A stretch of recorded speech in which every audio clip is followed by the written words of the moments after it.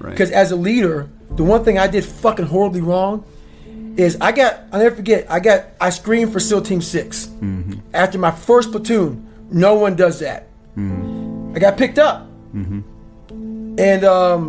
you deploy with them? With SEAL Team 6? Yeah. No, never did. Never did. So I got picked up after my first platoon at SEAL Team 5 for Green Team. And after my second platoon, this is when things started going bad for me. Green Team, if you don't know, listeners, the training program for DevGro SEAL Team 6. Yeah. So basically, what happened to me, and this is the first time I actually talked about it openly, but who gives a shit? I'm talking about leadership. On my second platoon, I actually started developing an attitude towards people who didn't PT hard, who didn't get after it, who worked, because I took it all the way to the limit. And so I should have been a better leader by knowing, okay, you know what, not everybody wants to be David Goggins. Yeah. Not everybody wants to go run 100 fucking miles. Everyone's got different skills. Everybody got different skill sets. Yeah. And everybody, maybe they want to go to the gym, whatever. The gym is fine, but it was just a different standard. So I couldn't take away my standard for the whole of the group. Interesting. I looked at people like, fuck you, man. You ain't trying to get fucking hard, fuck you. So my mentality, I wasn't a good leader. And I look back on that now. Trust me, a lot of people could have done things differently. I'm taking accountability for what I could have done differently. Right, good. I looked at that. So my mentality from a weak kid became super hard, like beyond hard, next level hard. And but that's what I thought I was getting myself into. As a leader, I should have stepped back and was, hey, these are your expectations, David Goggins. Right. What are we here to accomplish? Right.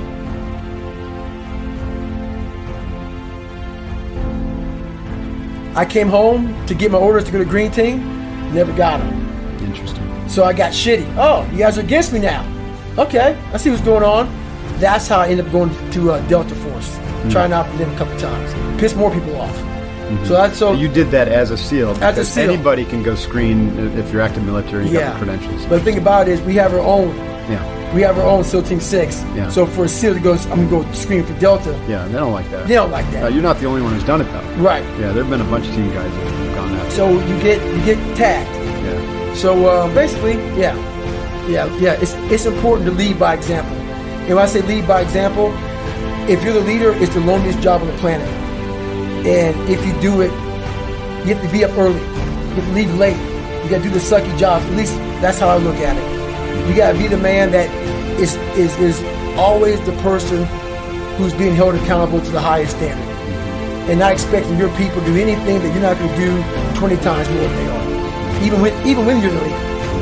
And it's all about accountability for yourself in leadership roles. Not about being pissed because people aren't doing what you're doing. Everybody has different skill sets.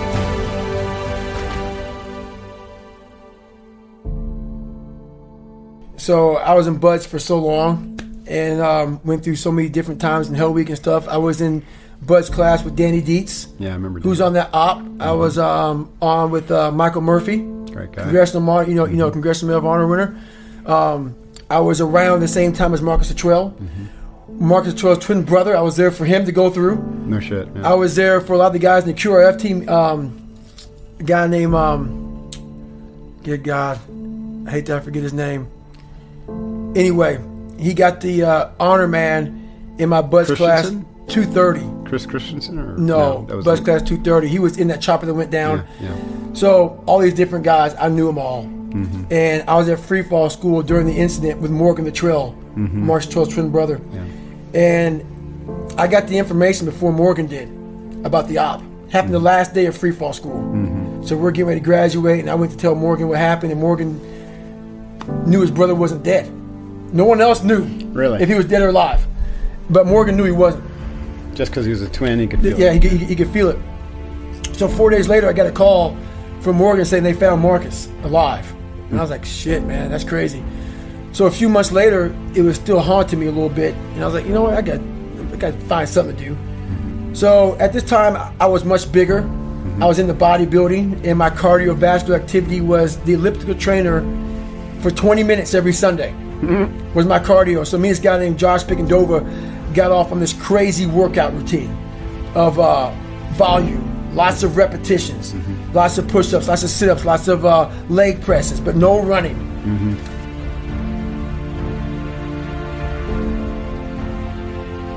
heard about it, Googled the 10 hardest races in the world, and what came up was this race called the Badwater 135. Heard it, yeah. 135 mile run through Death Valley, 130 degrees. It's to the top of Mount Whitney, isn't it? Or something It's to the portal. To the portal, okay. The portal of Mount Whitney. Starts from the lowest part of the Western Hemisphere to the portal of Mount Whitney. And so I found a great foundation, Special Operations Warrior Foundation. Right. I said, you know what, I'm going to raise money for these guys. But I didn't know that this race was a one-day race. I thought it was a stage. I mean, That's just for completion. yeah, that's shit. I mean, 135 miles, you probably get 2 weeks to do this, whatever. So I'd only run 20 miles, was my longest run ever. And this year, I just got back from Iraq, went to free fall school. I hadn't done any running at all. And so called up Chris Kaufman, the race director of Badwater, and he said to qualify for my race, I'll come up on a Wednesday. So to qualify for my race, you have to run 100 miles in 24 hours or less. And I was like, is that even fucking possible? I was like, this is crazy, man. I didn't know about this world. So he said, there's a race. He goes, you gotta qualify. He goes, but there's only 2 races left pretty much. It was that race and another race called the Hurt 100 in Hawaii. One of the hardest trail races in the world. Which I knew nothing about that world at all.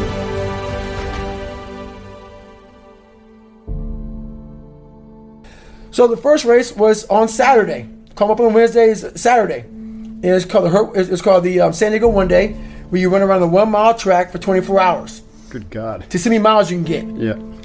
I was a big time knucklehead, and I don't know if you know Joe Burns or not. I know him well, yeah.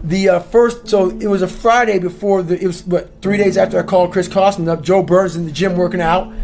And I was like, you know what, man, I'm going to get hard. Joe put me through all 3 of my hell weeks. He was the daggone lead instructor. Mm-hmm. So I said, I'm going to go get hard with Joe Burns. He was into doing heavy squats, deadlifts, power cleans, just a random workout. And I'm going to run 100 miles the very next day, okay? So I go in there unknowing, just team guy shit. I'm going there and just lift some weights. Went there, lifted a hard day. Next morning, 10 o'clock in the morning, I'm out on this track with a blue lawn chair, Mileplex, and Ritz crackers. That's my nutritional plan for 24 hours of running. Right. So the first 50 miles were fine. Not too bad. Yeah. How long did that take? You know what? I'm not sure how long it took, but it took me 12 hours to do 70 miles. Okay. I do know that. That's pretty good. Pretty good clip. Yeah. Especially for not a runner. Yeah. I was well tapered, obviously. But this next 30 miles is with Hell Week, Ranger School, all this. Nothing will ever. The learning experience I got from mile 70 to mile 101, that's when I ended up getting, changed my life forever. I thought I had gone through all these different crucibles in my life, and I thought I was at the pinnacle of mental toughness, as they call it, mental toughness, whatever.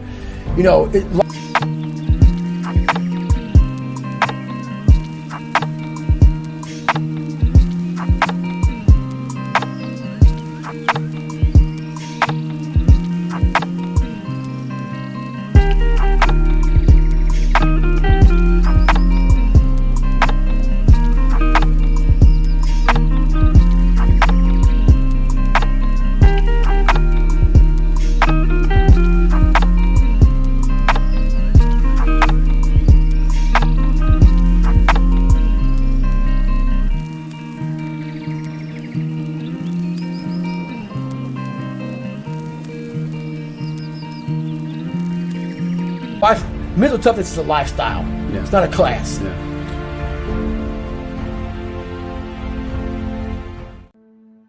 So I was here, and I thought, man, I'm way up here mental toughness wise. My mindset's great. Mile 70, I sat down in this chair, and my nutrition was so bad. My plan was so messed up. I sat down, and I literally had to go to the bathroom so bad. I hadn't gone to the bathroom in 12 hours. And that Ritz cracker was basically a Ritz cracker ball, because without the proper water and stuff. I mean, I was just jacked up.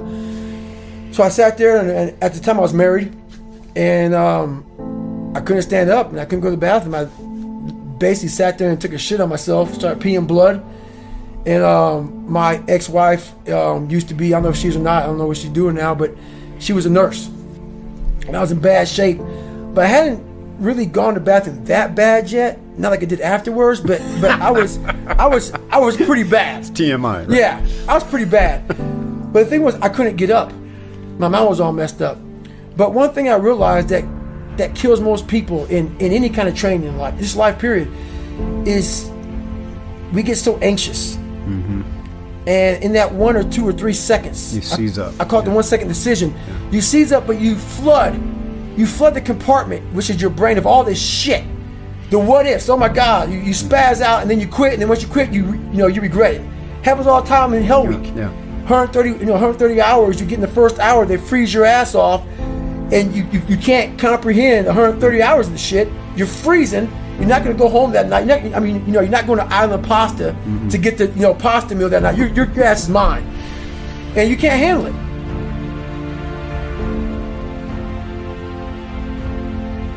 So I started just learning these processes of calming my brain down. I'm in the worst shape of my entire life. I've gone 70 miles. I've never gone past 20 miles. I'm horrible. It's a great rewarding feeling, but it's also a feeling of the worst pain I had in my life. My feet are broken. I'm messed up bad, and I had to take this big pile of shit and slowly start to compartmentalize what was in front of me. And the first thing was,